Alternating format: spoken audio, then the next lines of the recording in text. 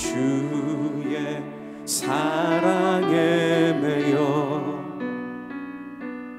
내 영 기뻐 노래합니다.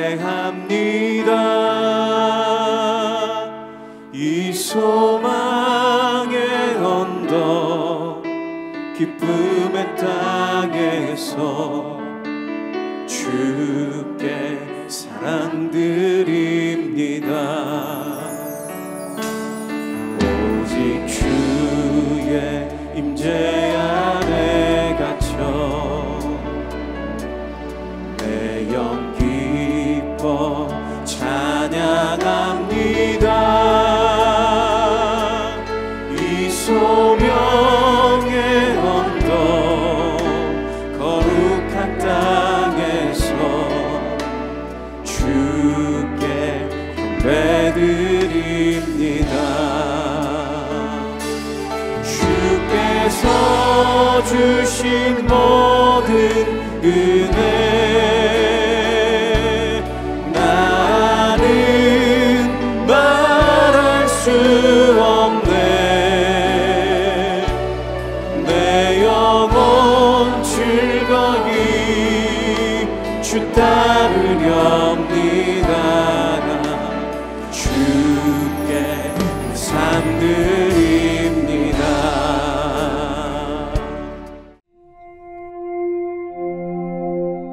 하나님의 아들 예수 그리스도의 복음의 시작이라.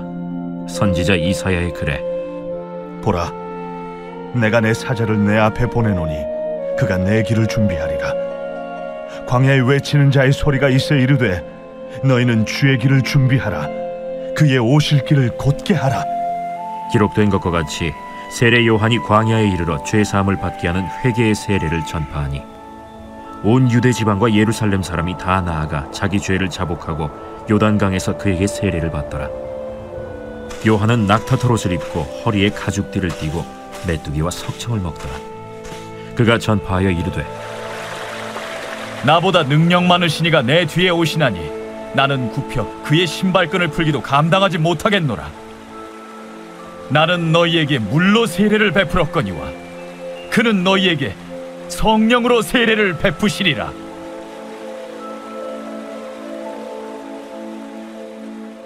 그때 예수께서 갈릴리 나사렛으로부터 와서 요단강에서 요한에게 세례를 받으시고 곧 물에서 올라오실세 하늘이 갈라짐과 성령이 비둘기같이 자기에게 내려오심을 보시더니 하늘로부터 소리가 나기를 너는 내 사랑하는 아들이라.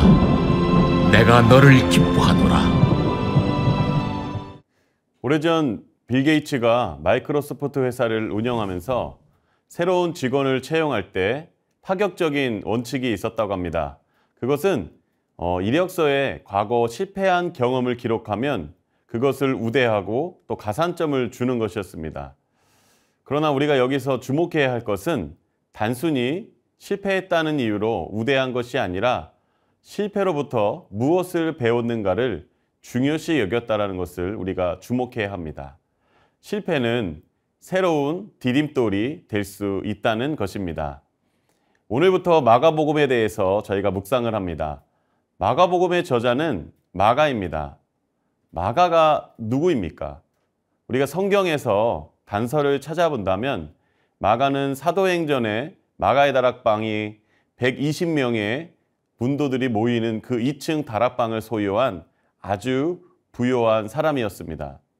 또 다른 단서는 사도행전 13장 13절에 1차 선교 여행 중에 이탈한 자라고 우리가 볼 수 있습니다. 바나바의 조카로 함께 했지만 밤빌리아에 있는 버가에서 중도 선교 여행을 이탈하게 됩니다.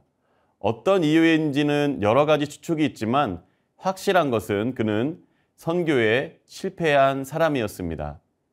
이 사건으로 인해서 바울과 바나바가 2차 선교 여행을 시작할 때 서로 심히 다투고 갈라서게 됩니다. 그 이유는 마가는 데리고 가자였고요. 바울은 우리를 떠난 선교 여행을 하다가 중간에 떠난 그 사람과 함께 일하러 갈 수 없다, 선교를 할 수 없다라고 이야기한 것입니다. 마가의 입장에서 얼마나 뼈아픈 실수였을까요? 인생에 지울 수 없는 실패를 경험한 마가의 인생이 이대로만 끝났을까요? 바울의 말년에 바울에게 가장 중요한 사람, 또 바울의 사역에 유익한 자로 변화되는 역사를 경험하게 됩니다. 디모데후서 4장 11절 말씀을 보면 누가만 나와 함께 있느니라. 내가 올 때에 마가를 데리고 오라. 그가 나의 일에 유익하니라. 이렇게 고백하고 있습니다. 이제는 바울에게 있어서 굉장히 유익한 사람이 되었다는 것이죠. 어떻게 이런 일이 있을 수 있었을까요? 베드로전서 5장 13절 말씀에 보면 베드로는 마가를 자신의 아들이라고 부릅니다. 한번 읽어보겠습니다. 택하심을 함께 받은 바벨론에 있는 교회가 너희에게 문안하고 내 아들 마가도 그리하느니라.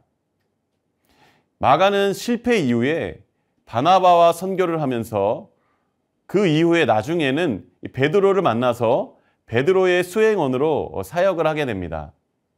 아마도 우리가 상상력을 동원해 보면은 주변 사람들은 이 마가를 보면서 은근히 배신자, 실패자라는 눈치를 줬을 것입니다. 그러나 여러분, 누가 배신자의 원조 캐릭터인가요? 바로 베드로 아닌가요? 베드로가 예수님을 부인한 그 배신자의 원조 캐릭터입니다. 아마 많은 사람들이 그러한 뉘앙스를 보낼 때에 베드로가 마가의 마음을 굉장히 위로했을 것입니다. 나도 그러한 실패가 있었고 어려움이 있었지만 예수님이 다시 나를 일으켜 주시고 다시 나를 사도로서 사용할 수 있도록 예수님께서 은혜를 베풀어 주셨다라고 이야기했을 것입니다. 예수님이 나를 어떻게 사랑하셨는가의 이야기를 베드로가 마가에게 들려줬을 것입니다. 포기하지 않고 자기를 사랑한 예수님에 대한 이야기를 전해줬을 것입니다.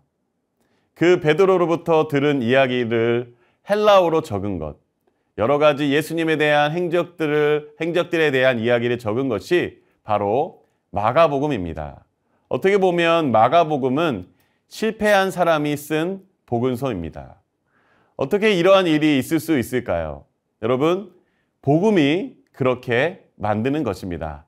다시 시작할 수 있는 힘이 되는 것입니다. 그 마가가 오늘 마가복음 1장 1절을 열면서 처음 외치는 것이 무엇입니까? 마가복음 1장 1절입니다. 하나님의 아들 예수 그리스도의 복음의 시작이라. 이 복음을 헬라어로 말하면은 유앙겔리온이라는 단어입니다. 유앙겔리온의 뜻은 승리의 소식, 새로운 왕의 등극, 새로운 시대가 열렸다는 선언입니다. 우리가 생각해야 될 것은 그렇다면 하나님의 아들 예수 그리스도가 왜 승리의 소식이 될까요? 예수, 그 이름의 뜻대로 우리가 해석을 하자면 마태복음 1장 21절에 이는 그가 자기 백성을 그들의 죄에서 구원할 자라고 말씀합니다. 예수님이 죄와 죽음과 싸워서 세상을 이기셨다라는 승리의 소식입니다. 예수님이 하나님의 아들이라는 것은 무엇을 뜻하냐면 바로 하나님이라는 말입니다. 사람의 아들은 사람입니다. 그러나 하나님의 아들은 하나님이라는 것입니다. 죄인된 인간 스스로 자신의 죄를 해결할 수 없기에 하나님이 인간의 몸을 입고 이 땅에 오셨습니다. 하나님이신 예수님이 이 땅에 오신 궁극적인 이유가 마가복음 10장 45절에 나와 있습니다. 인자가 온 것은 섬김을 받으려 함이 아니라 도리어 섬기려 하고 자기 목숨을 많은 사람의 대속물로 주려 함이니라. 여러분, 많은 사람의 대속의 제물이 되어주시기 위해서 예수님이 오셨다라는 겁니다. 그리스도는 히브리어로 메시아, 기름 부은 자라는 뜻입니다. 그 뜻으로 하나님이 그의 백성을 구원하시기 위하여 보내기로 약속한 자에 대한 칭호입니다.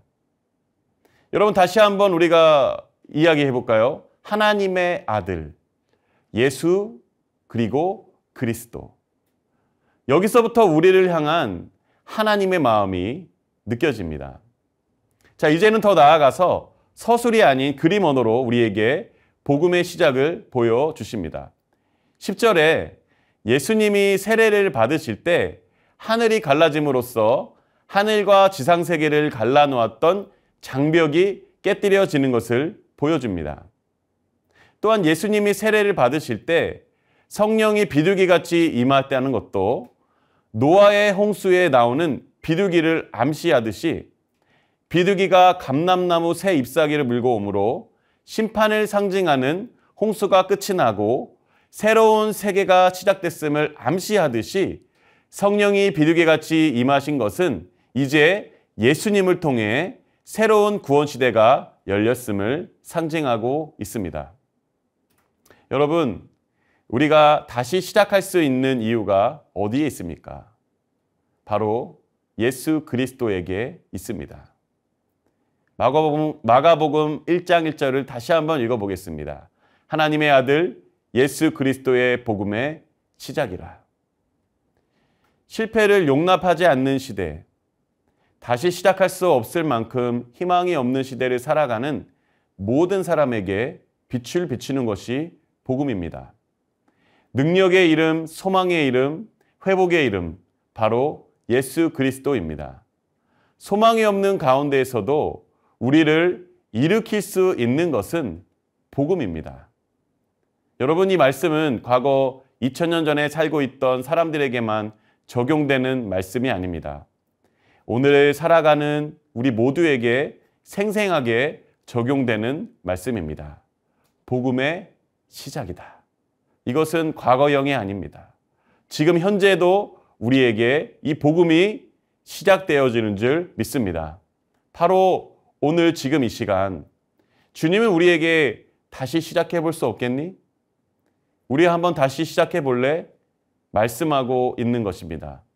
아담이 선악과를 먹고 하나님의 시선에서 떠나갔을 때에 하나님께서 아담을 찾아오셨습니다. 내가 어디에 있느냐? 이 복음이, 이 하나님의 마음이 오늘을 살아가고 있는 우리에게도 적용되어지는 말씀임을 믿습니다. 견인차는 언제 올까요? 내 차가 망가져서 아예 움직일 수 없을 때, 그때 견인차가 오는 것입니다. 예수님이 우리의 인생의 견인차가 되셔서 다시 일어날 수 있는 힘을 주실 줄 믿습니다. 오늘 본문을 통해 우리가 마지막으로 본문이 우리에게 도전하는 것이 있습니다. 제가 묵상을 하면서 오늘 본문이 저에게 이렇게 말씀하고 있더라고요. 이 시대에 세례 요한이 되어라. 광야에 외치는 자의 소리가 되어야 합니다. 광야에 외치는 자의 소리가 있었기 때문에 지금의 우리가 예배하고 있는 것입니다. 누군가가 이 복음을 전했기 때문에 우리가 지금 이 예배의 자리에서 하나님의 말씀을 듣고 있는 것입니다. 실패를 딛고 일어나 나를 다시 살게 한 이 복음이 누군가를 실패해서 일어나 다시 살게 하는 생명의 역사로 나타날 줄 믿습니다. 오늘도 우리 각자의 삶의 현장에서 세례 요한으로 주님 오실 길을 예배하고 그리스도의 복음을 전하는 우리 사랑하는 저와 모든 성도님들의 삶이 되시기를 간절히 소망합니다. 기도 제목을 읽고 우리 함께 기도하겠습니다. 과거의 실패와 앞이 보이지 않는 암담한 현실 속에서 나를 다시 일어나게 하실 분, 예수 그리스도로 인해 실패를 디딤돌 삼아 그리스도로 이기는 삶을 살게 하옵소서. 내 힘으로 해결할 수 없는 삶의 문제 가운데 능력의 이름, 소망의 이름, 회복의 이름 예수 그리스도가 일할 수 있도록 나는 죽고 예수로 살게 하옵소서. 오늘도 광야에 외치는 자의 소리가 되어 우리의 삶의 모든 영역 속에서 주님 오실 길을 예배하는 자로 살아가게 하옵소서.